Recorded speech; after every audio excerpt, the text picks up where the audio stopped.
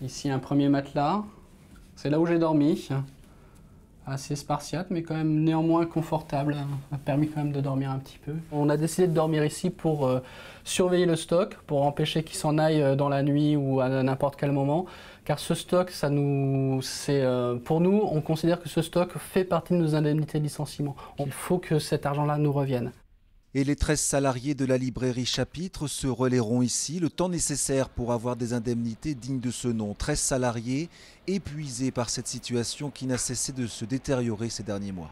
On avait une clientèle très fidèle qui nous a apporté jusqu'au bout des petits bonbons, des petits chocolats, des fleurs même pour mes collègues, donc qui nous a soutenus jusqu'au bout. Donc ça nous a permis de tenir jusqu'au 10 février, date de fermeture, puisque nous, on ne recevait plus de marchandises depuis début décembre. Donc on voyait petit à petit le magasin se vider.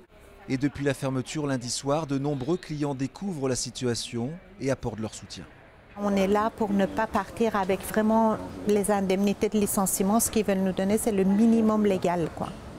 Au bout de 23 ans, 18 ans, avec des salaires qui ne sont vraiment pas importants, on aimait notre métier.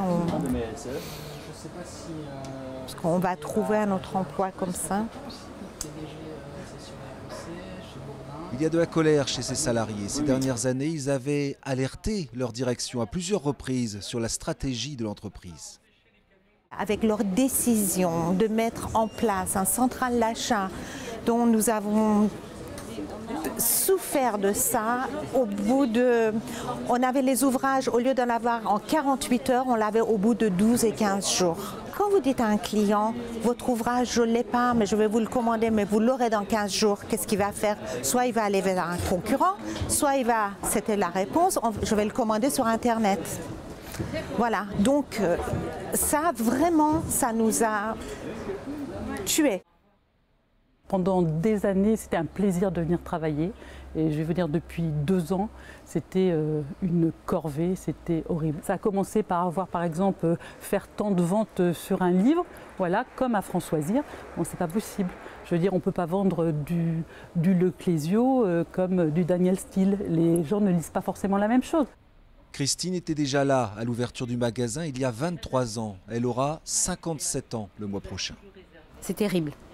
C'est terrible de perdre son emploi comme ça. On pense jamais que ça peut nous arriver. On pense toujours que ça n'arrive qu'aux autres et en fait, personne n'est à l'abri, quoi.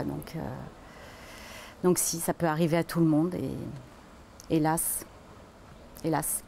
Difficile de tourner la page après toutes ces années. Malgré cela, l'équipe reste soudée et conserve un brin d'humour, comme en témoigne ce livre dans le présentoir du top des ventes, Global Gâchis, la fin d'une belle histoire.